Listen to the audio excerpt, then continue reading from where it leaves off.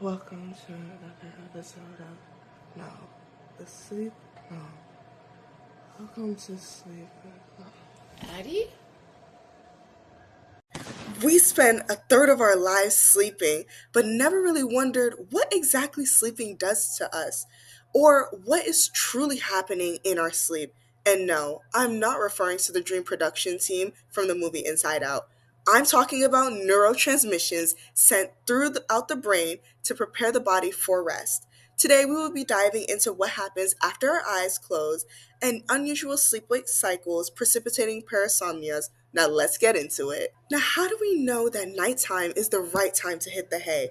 Well, our body has an internal clock controlled by the suprachiasmatic nucleus located in the hypothalamus area of our brain. It is connected to the optic nerve in our eyes, and when those nerves senses daytime light, cortisol is released to wake you up. At nighttime, that same SCN sends signals to the pineal gland to release melatonin. That is when you know it is your time to sleep.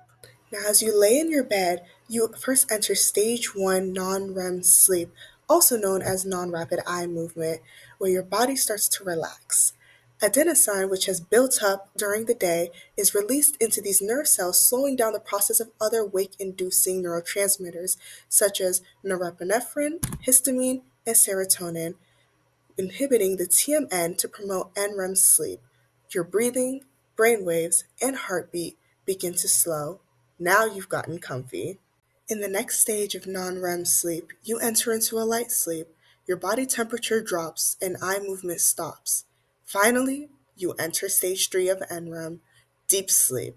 As you dream about counting sheep, 1, 2, 3, bam! 90 minutes pass by and you are now in REM sleep. Your body's reading reaches near walking levels caused by rapid eye movements, elevated heart rate, increased blood pressure, and mixed frequency brain activity becomes closer to wakefulness. However, your arms and legs are still paralyzed, so you don't get out of bed while this cycle repeats about 4 to 5 times each night. No. Is what we thought.